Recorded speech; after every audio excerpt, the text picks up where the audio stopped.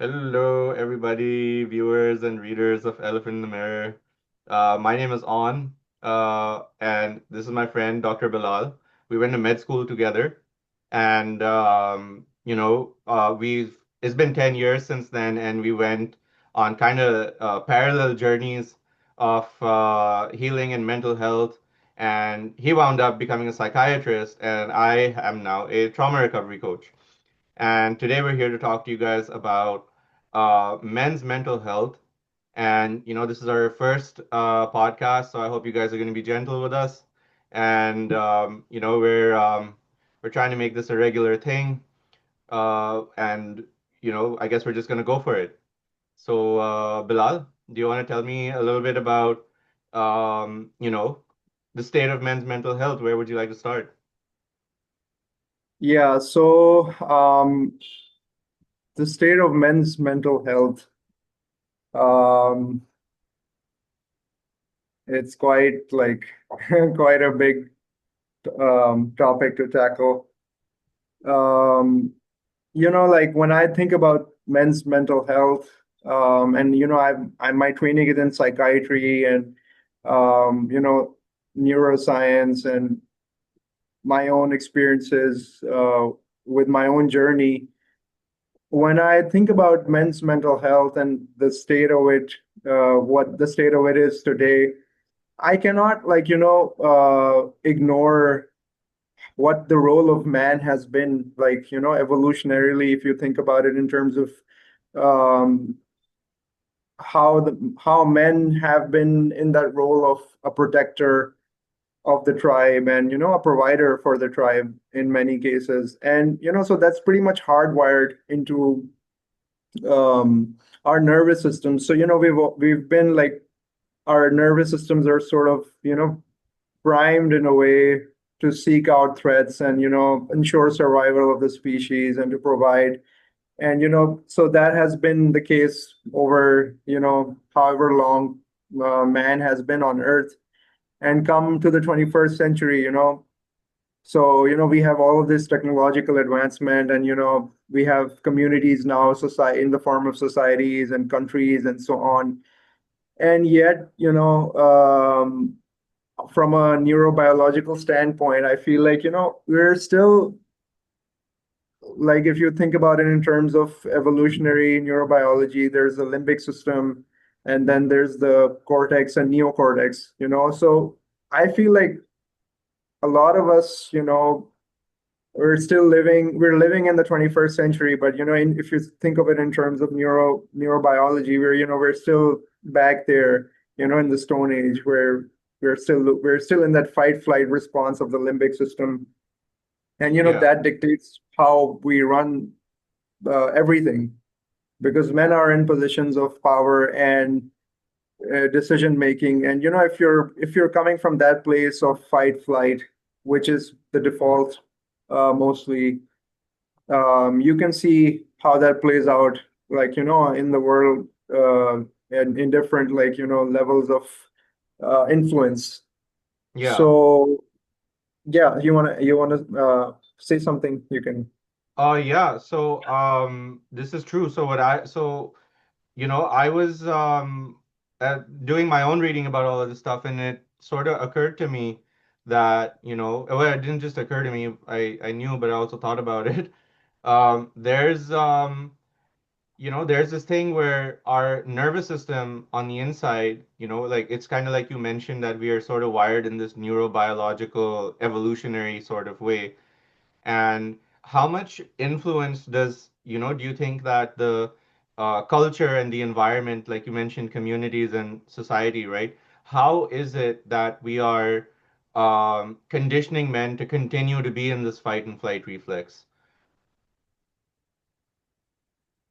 Yeah, so when I think about conditioning and socialization and how men are being brought up. So I look at it like I look at the indigenous communities as sort of a benchmark of how maybe it should be, because our men are you could say, like, the way the world works is that, there's a systematic way in which men are more and more desensitized as we grow up, and again, it's part of it is the being prepared for our roles as protectors and as providers. But what that also does is it also sort of takes away that feeling aspect and that connection to our own bodies in a Yeah. way, and feeling safe in our bodies. So we're disconnected from that, and there could be XYZ trigger, and we would go into fight flight mode, and We're sort and of then conditioned to go down that sort of pathway, right? And yeah, neurologically, I would like to mention that like our brain, it assesses threat based on whether it's solvable or not, right? It boils down at the end of the day to whether it's a solvable threat or not. And whether, the threat is a unsolvable pile of homework, it freezes you.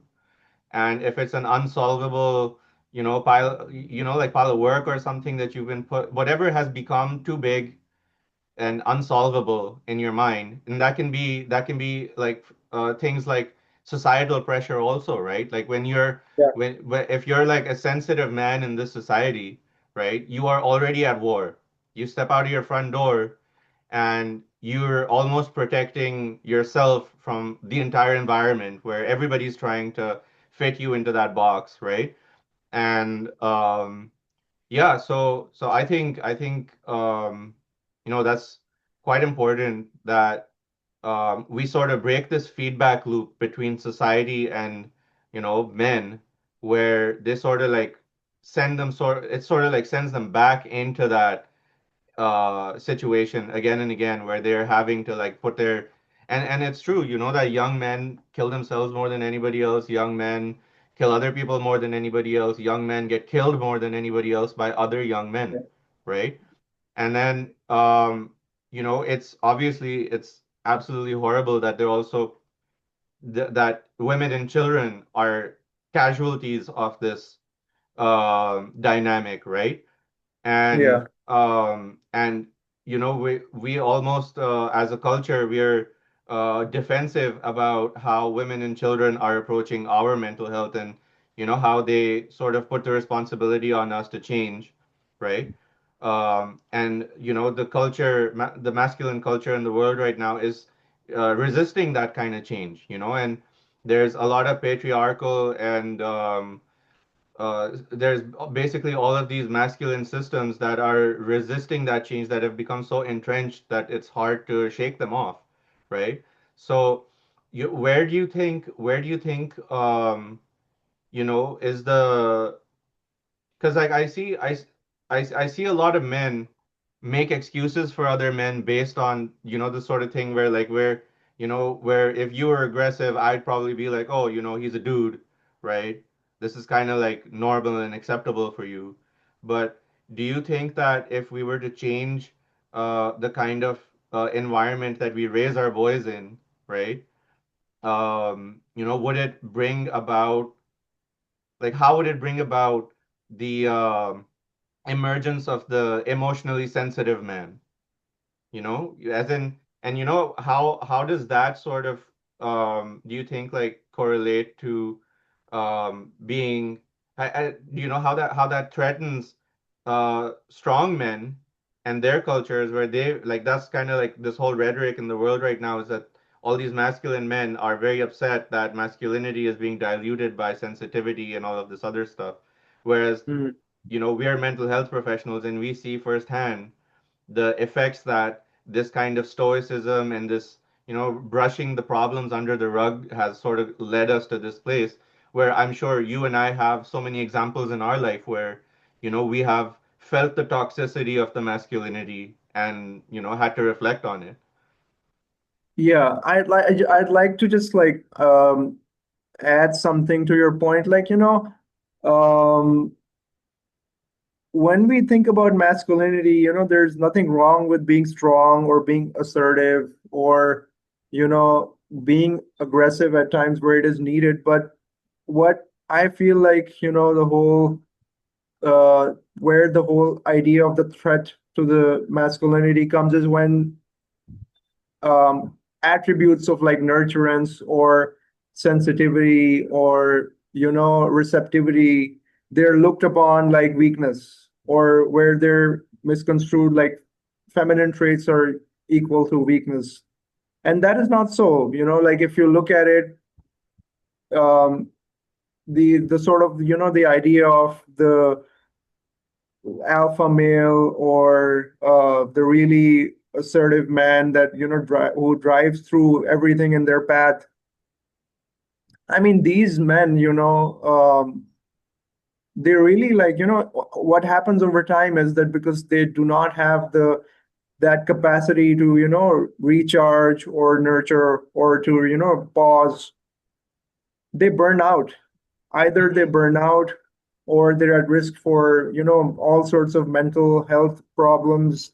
There could be an addiction problem, where they're Hmm. trying to just sedate or just cut off that feeling, because it's unavoidable. It is there, and it's up to them whether they face their inner sort of feeling, or whether they act out on it in the world and burn down the world. So I just wanted to make that distinction that, when we talk about feminine traits, it is not equal to weakness or being, powerless, but that is what's the definition when you look at it from that particular lens, where it is seen as weakness, Hmm. instead of being looked at, a sort of a balance between the Yeah. opposites inside of a person, where they're active and they're assertive, and at the same time they can be receptive and open to ideas, and they can feel and listen. Yeah. So yeah, so I feel like that is an important distinction to make here. Yeah, I think there needs to be some two-way diffusion between masculinity and femininity, right? Right now, with the way things are in the world, because I don't think it's sustainable for men to bear the brunt of, uh, being, just the bulwark against any and all kinds of like threat, right?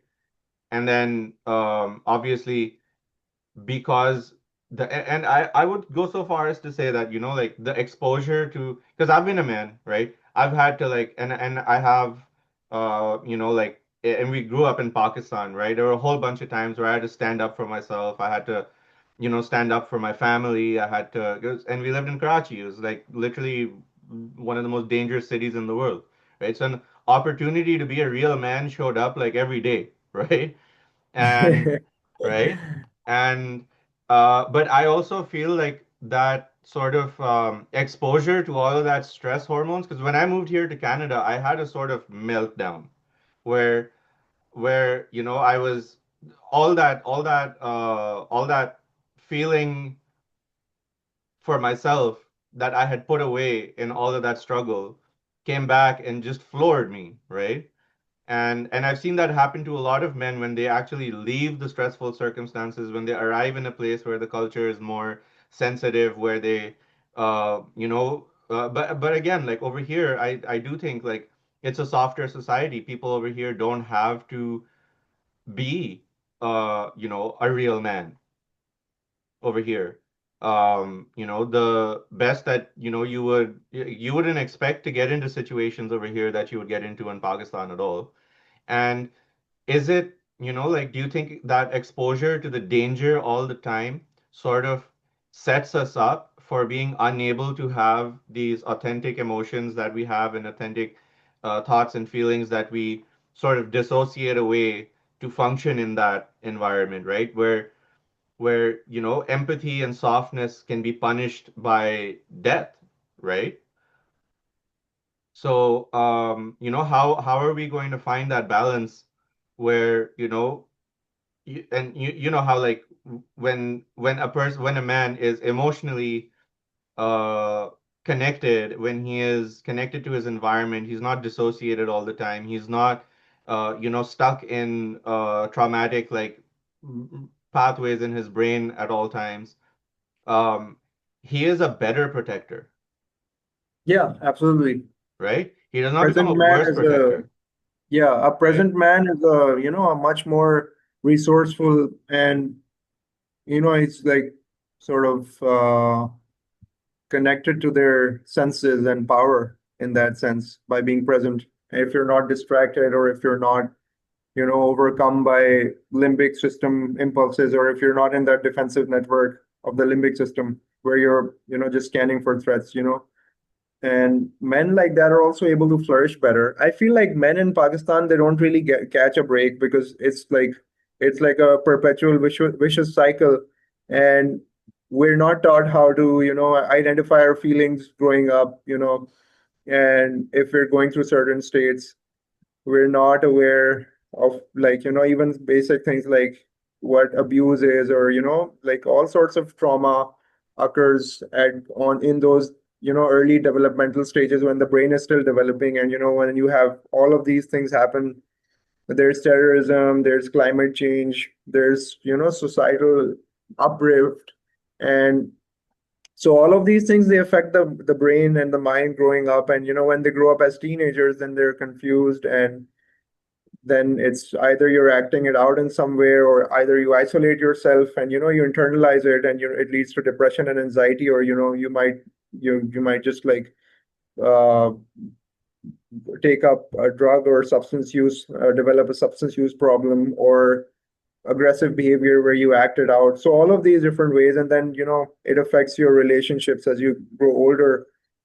And I don't think men get a sense of what's happening or what has been done to them until they're, in their mid 30s or even early 40s, when they're, the pressure is sort of off, um if they have, like, got into a place in their lives when there's a little amount of stillness, when you don't have the pressure of providing in the same sense, or you don't have your parents or your family to, where it acts like a sort of pressure also, to be providing. And so you don't get that space inside within yourself to, actually figure out what's going on. It's like, so those pressures are also there, and they also play a role in men not having to catch a break. Like you mentioned how you moved there, and you could sense a difference, and you felt safer enough to actually, feel like look inward and actually get a sense of what's going on inside. A Yeah, lot of men yeah. don't have that privilege Yeah, over in here. Pakistan. Yeah, 100%. And like I'm getting goosebumps just thinking about it because I'm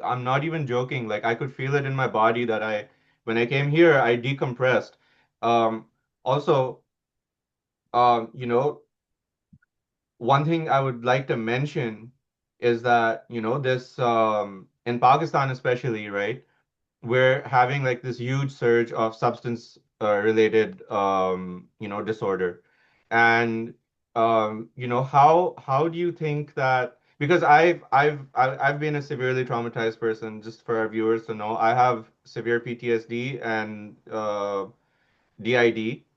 And I've been healing from this over the last 10 years while I've been studying all of this, everything about trauma and mental health that I've done to get myself here right now. But there was most certainly a time where I remember, and I almost think it's like a blessing, but the way that the substance problem was handled for me here in Canada, because I relied on cannabis to turn down my anger, right? And over here, it's legal over here. So it was very easy for me to sort of take everything, all this, subconscious baggage that I had accumulated in Pakistan when I came here, that sort of relaxation and the letting my hair down when I came over here happened, and I sort of started numbing that anger. I also started to feel all of that subconscious material come up, and I started having PTSD symptoms, right? Because when we achieve safety, that's when our brain starts processing all the garbage, right? And this is something I notice in a lot of Pakistani men who like make it to the West, is that when we come here, right, that's when a different kind of hell starts for us, where you know what I'm saying? Where the safety sort of makes room for us to look inward and reflect on all of these things that we've never thought about before.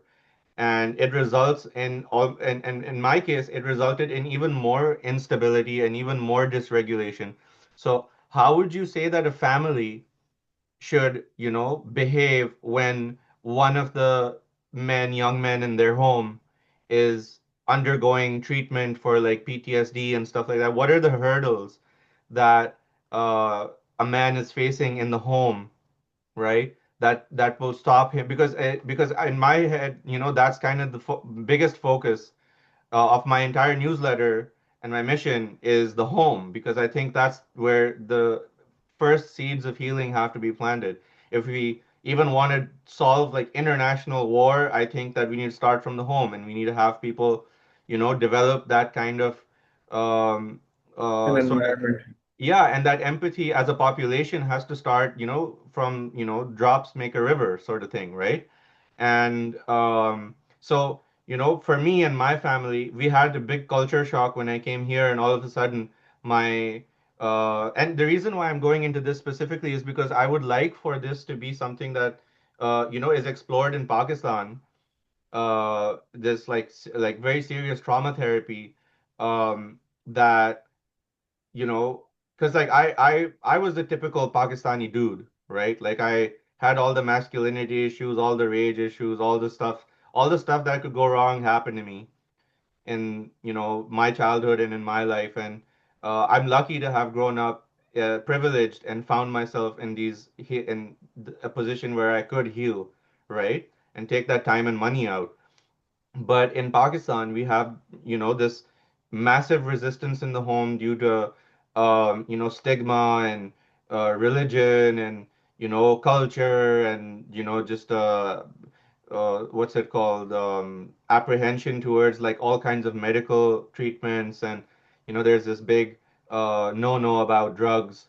I mean, not drugs of abuse. I mean medications, right? Like I Yeah. know so many people in Pakistan need medications and they will not take them because they're distrusting of the medical complex, right? Hmm. So, what do you think can be done by families to make that sort of room for, uh, these men who are now unable to run away from the consequences of this masculinity crisis? Yeah, I mean, when I think about that, you identified a lot of the structural issues that are there. There's stigma over here, and I mean, there's stigma coming from men themselves. They don't acknowledge these things that are happening to them. They consider it to be spiritual weakness or just like weakness as a man if they are going through some sort of emotional issues or any sort of mental health challenges. It's looked upon as weakness even by themselves. So they're rejecting of it themselves, and then that pushes it again into the subconscious and unconscious, and then it comes out in uglier ways where they act out. And we talked about some of those things. So I mean, the first step is the person themselves. If they're ready to, if they have the insight or they are acknowledging of the problem, that's the first step. Because a lot of men, I mean, I have come across a lot of women who are married or mothers of patients, and the issue is that the man is not acknowledging of the problem, and then they act out in the house in different ways. It affects their interpersonal relationships, how the environment of the house is, and it's like it's a threatening place for family and women to be around such men. So I mean, the first step would be awareness among men themselves to be humble and acknowledging the problem that's there. Yeah, Yeah, the shame and the stigma that comes with it. We say things like, I think boys don't cry, yeah, something like that. That's something that is that's a common. idea that's thrown around. And then those boys don't cry, but then they end up like making life for people around them difficult. There's also It's stigma. it's almost like they do cry, but inwards, Yeah, they like cry like inwards, it's still or happening to you. Like you think you didn't cry, so you escape the negative emotion, but it all went inside, right? You like swallowed yeah, it back up and it comes back out.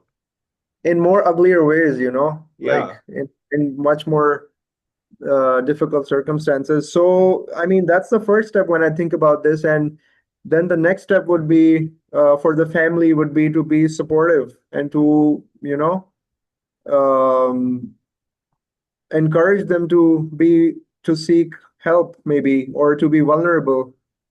And that's a whole different sort of education because even like, if a man in Pakistani society, if someone knows that, a person has a mental health disorder or a diagnosis, then there's stigma even in the society where, family members or relatives might, keep their distance, or employers might not be comfortable keeping that employee in for the long run. They might start thinking of alternatives if they know that one of their employees has mental health challenges. These people get disenfranchised in other ways also, like getting married in our society. Marriage is a big pressure growing up when we move into adulthood in our society. And when if you have a mental health diagnosis, it just makes those things difficult. So it's like there are rings of barriers in this whole thing, and I guess, I mean, it's a complicated problem, but I think the first step is awareness, of the individual themselves, and then moving on, family members in society, because there's a lot of pressure on young men to provide for family. If they have mental health challenges, terms like a broken man, he's a broken man, or he cannot provide for the family. These are thrown around, and then these further, they perpetuate the problem. Men will not open up about these problems, and then they're going to act out in ways. When you go out on the roads and you see how people drive and how, we behave with each other, and even men amongst each other, like I feel like, the whole culture of men. I'm talking about Karachi. So like after work hours, we sit around in these, chai dhabas, and we talk and we de-stress in a way. And I feel like that's an unconscious or way in which we're trying to sort of undo a lot of that. It's a But it's only debrief. like, yeah, it's sort of like, you're trying to undo or like, sort of reach that, but it's only like superficial because as men, we're not even supportive of each other. We're not supportive. We If don't we one of don't we don't make that space that Yeah, another person can occupy when they need that sort of like when they need the people around them, like they need society, yeah, right? yeah. So I mean, it's like it's there's multiple layers to this whole problem, and yeah, and I mean, we have to start somewhere, though, right? Yeah. So like do you know about like any what I'm hearing from all of this is that, one of the most central themes of, problematic masculinity is trauma, right? And you know, how is it in Pakistan that we do you think that we could systemically address um, this sort of just the rampant fear and danger in our society, right? Like there's it almost feels like a problem that is so big to solve that it is freezing our nervous system, just like an unsolvable problem does, right? It's become like the pile of homework that is making us like go to sleep, you know? So like how would we break out of this? Like would we have to like would it would it benefit where do we make this intervention? We tell the children, we tell, we make the laws better and like how because I know that that's a very difficult question to answer, but I do Yeah. want it to be said that that this the kind of like knife hanging over our head over there, right, is very significant because a lot of my readers, right, are Mm. brown men who and women who have come to the West, right? And when we come here, like we are even stigmatized in the mental health system over here because, because they kind of know the mental health professionals over here know that beyond a certain degree of trauma, you become misshapen, right? And we all know that we have that kind of trauma over there, right? And then when we come here,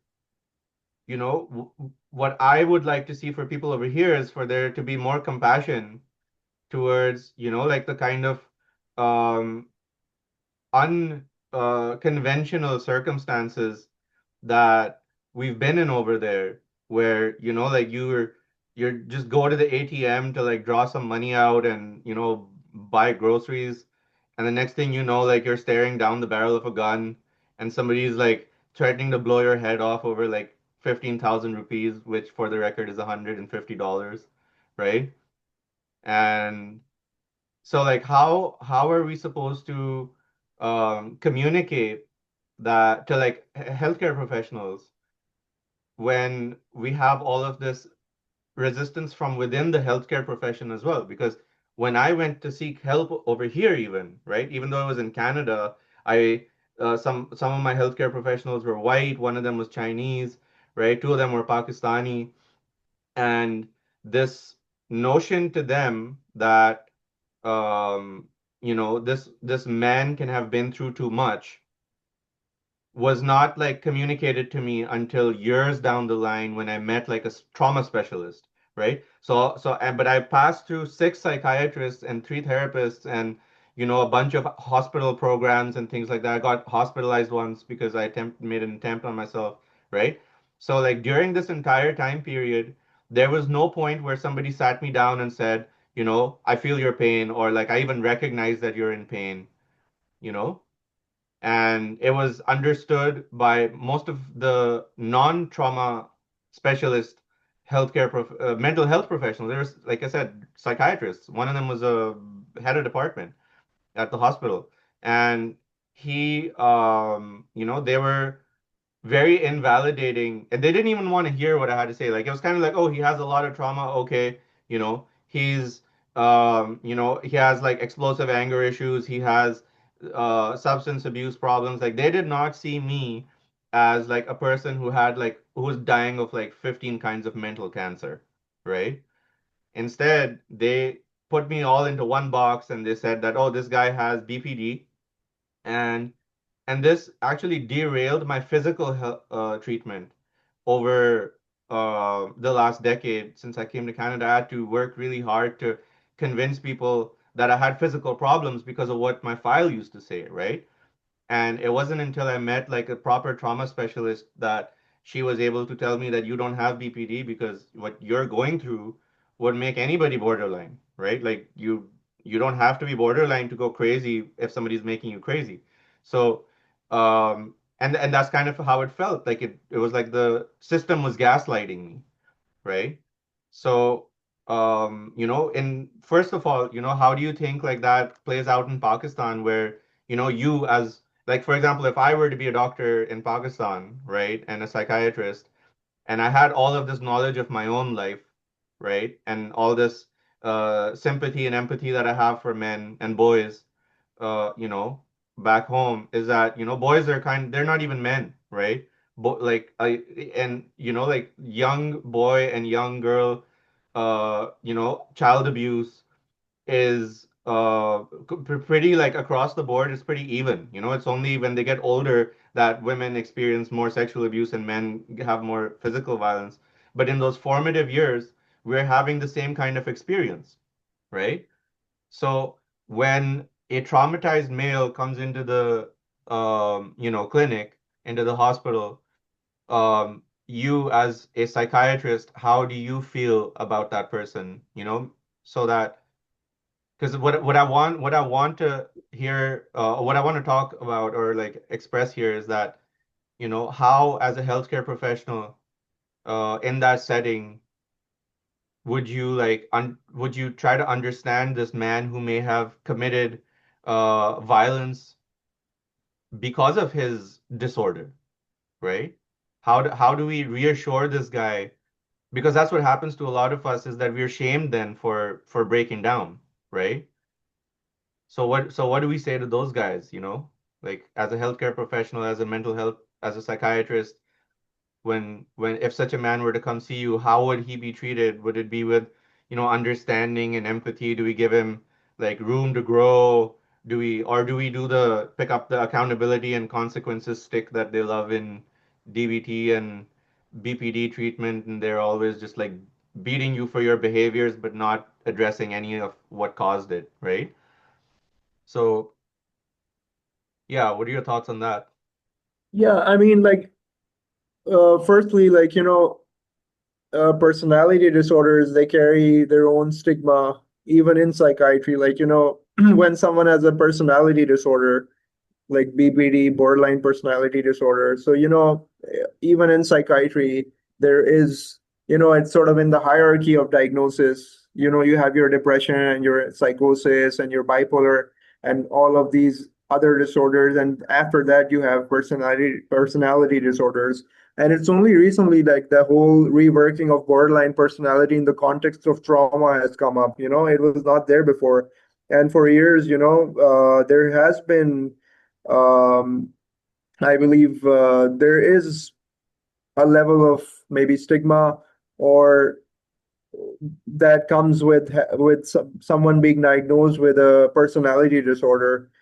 So there's that. The other aspect you mentioned was that in healthcare professionals themselves, psychiatry is a field that even amongst other professionals, there is stigma towards psychiatry, and a lot of them they do not understand how it works, and a lot of the myths and the ideas that are across the board are carried into other disciplines as well. For example, like if I talk about my experience, a lot of psychiatry patients would show up in the ER. I'm just talking general psychiatry. I'm not even talking about men right now. And the ER, the physicians in the ER would, they would be on the back foot and they'd be waiting for psychiatry to just come and solve the case. Even if a person is on a psychiatric medication, they're there for a different reason. So, psychiatry has suffered because of this. And so that's one layer of challenge there in itself. And the whole idea of being trauma informed and trauma informed practices and how trauma plays a role generally in the presentation and how it affects uh, patients when they come to the ER or they come to the outpatient department. That whole phenomenon is only very recent, and we're only trying to we're understanding it only now. A Is it, lot of those things. isn't that remarkable that, we have progressed as as a medical community to this level without paying attention to trauma, right? Like, Yeah, like it literally means wound. yeah, absolutely. And you're, And like how can we be doctors and not know about this stuff? yeah, I I think this mean, needs to be taught at medical school level, right? Like yeah. I understand illness so much better now, Hmm. like in general illness even so much better now Yeah, that, I almost feel like this is where it all comes together is the patient's experience, right? yeah. You cannot ignore the ACEs study because that's sort of like really important in understanding how trauma manifests as physical illness, cardiovascular illness, diabetes, and all sorts of illnesses apart from mental health diagnosis. When you look at these traumatized children and follow them into their adulthood. Coming to your point of, how a person who is, for example, you mentioned your own experiences and, how your own challenges were not taken into acknowledgement.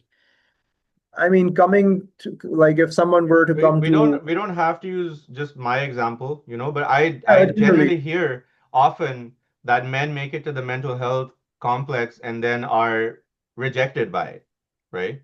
yeah, So, and then again, like becoming mentally ill inherently means that, you are no longer behaviorally, and emotionally sound. You can be reactive. You can be, like expecting a mentally ill person not to behave in a mentally ill way and then blaming them for that is kind of like blaming a person for having a heart attack, hmm, right? Like it's not the patient's fault that he's sick. Hmm. And it is the responsibility of the healthcare complex to help him, right, in this Yeah. vulnerable state, right? Yeah, So, the first step would be like, empathy and acknowledgement of the experiences of the person, and understanding where they're coming from, what their story is. That is like, just like the starting point. And a lot of these people, they before coming to a therapist or a psychiatrist, they have not had the space where, like they would be like they're stuck in these cycles where their problematic behavior, and then there is how the family reacts to their behavior or how society reacts to their behavior. And so the patient themselves is stuck in this loop of behavior where they have this, for example, you mentioned anger outbursts, and then there's the shame from the family or any other behavior which is difficult. And when they come to an empathetic or a truly like a therapist or a psychiatrist who understands their position, and if they hold the space for them and not react or behave in the same way that they have been used to, it opens up new possibilities. sensitively, Yeah, sensitively, right? yeah, And that and that's that and that room that you make for people is acknowledged as strength, right? yeah, That makes you a strong person. And the reason why I'm just pointing it out is that, like this, the ability to hold that safe space for someone is almost, in my opinion, the point of being the protector, right? Is to hold that safe space. And you can't beautifully hold said. that safe space without being sensitive, right? And that's why I say that, like, as even as a protector, you have to be empathetic, you have to be connected emotionally, you have to be present in order to be an effective protector. Yeah, I think it's important to mention, what our role models are when we think about this, because a lot of male role models out there are not, they're not connected to their hearts or their emotions. And, what's more popular is, acting it out or destroying things, or, all of the bad or the negative coping styles we talked about in the past. So, there needs to be more sort of magnification of good role models. you know I think that is something So that that's that also part of the work that's cut out for us. yeah, and I think that, like the patriarchal systems, like I and again, because I'm in the West, right? So I love that we're having this hybrid conversation where, we're trading ideas from across the pond. But well, I forgot what I was gonna say, but you continue. I will come back to it. Yeah, so no, I was just talking about how such models are important to identify, and I mean, it's our role as mental health professionals to identify and like highlight these things so that the younger generation, they know that it's so important that, we have people around us embodying the message, because, a lot of it is just like learned from our environment through, like we talk about how, human beings are, we're creatures of relatability and, connection and in community. So I think a lot of men who are aware of this or cognizant of this need to, embody the message for everyone, for people Yeah, who are struggling. yeah, and like, so what I was going to mention earlier was that you said that we don't have a lot of good role models, right? That makes me think that, I was thinking the other day, in fact, that um the patriarchy, right? That is very polarizing word where everybody's like, oh no, this is like, this feminist agenda and all of this and that. But there's no denying that our patriarchs are the most powerful people in the world right now, right? And um, yet we don't have good role models, right? So, um, and one of the things that I would like to point out for any like men listening to this podcast is that, the patriarchy as feminist ideology like presents it, it does not refer to us. I'm not a patriarch yet.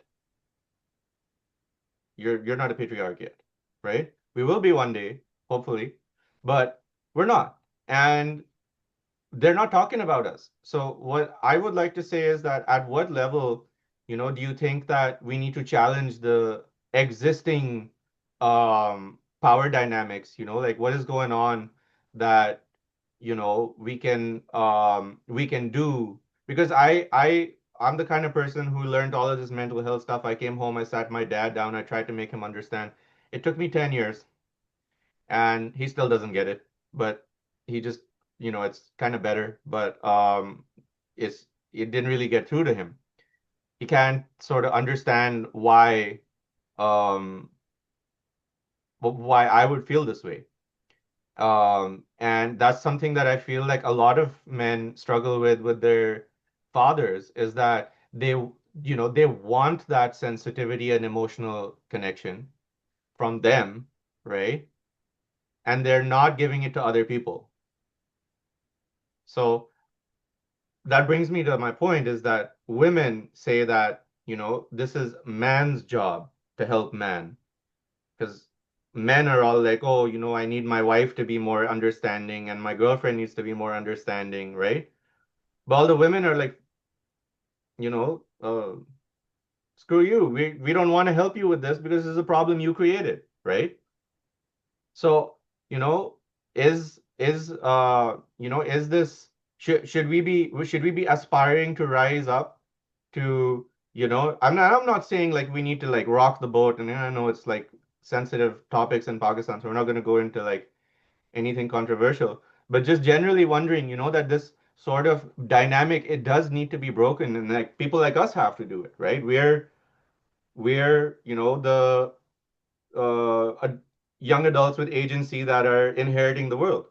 There's Mm. people younger than us alive right now on one side and people older than us alive on the other side. And in a strange way, as a man, I kind of feel a burden, where I'm like, oh shit, like, and I feel like I can, emotionally and spiritually connected man. I look around me and I'm like, oh my God, like it's up to us, right?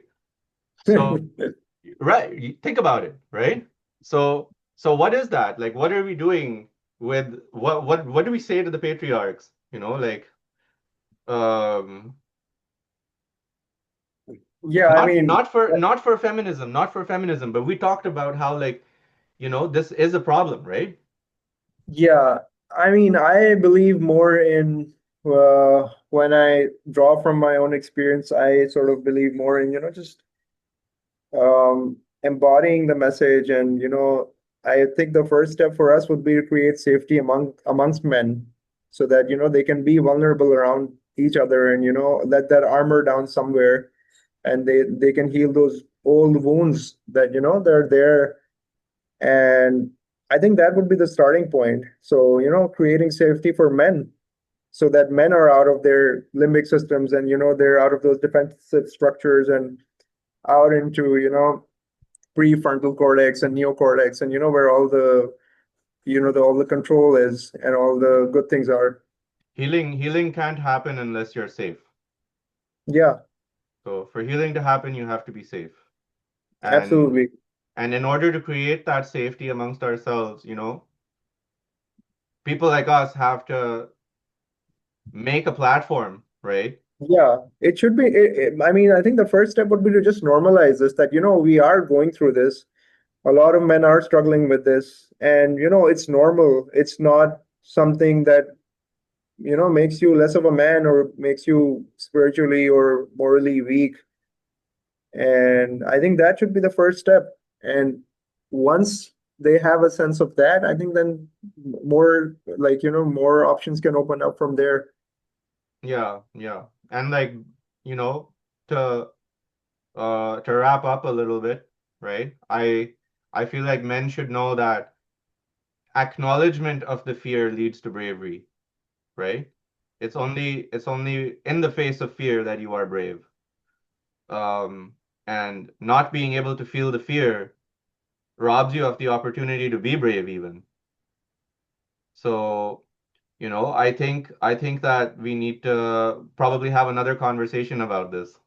Yeah, and it's important to understand that that fear might not be external. It might be just something, internal. And as I mean, it could be as close to you as, your beating heart, and you might be avoiding that fear. Yeah, and it's basically um it's yeah, Hmm. yeah, Quite a dense conversation. quite a dense conversation. But I love it. I let's keep it for now, like this for now, and have another session soon. Thank you guys for viewing and reading Elephant in the Mirror. This is my friend Dr. Bilal. He's a psychiatrist from the Al Khan University in Pakistan, in Karachi. He was also my classmate in med school. Uh, Round of applause. And For I hope you you. guys like the video. If you do, please like, please subscribe. Subscriptions are free for my newsletter at the moment. The paid $20 per month is for anybody who wants to join the support group that I am setting up and that I have set up. There's twice monthly meetings on Zoom that we have, and you can also reach out to me for one-to-one coaching. Um, we're gonna have more from Dr. Bilal in the future, and see you guys soon.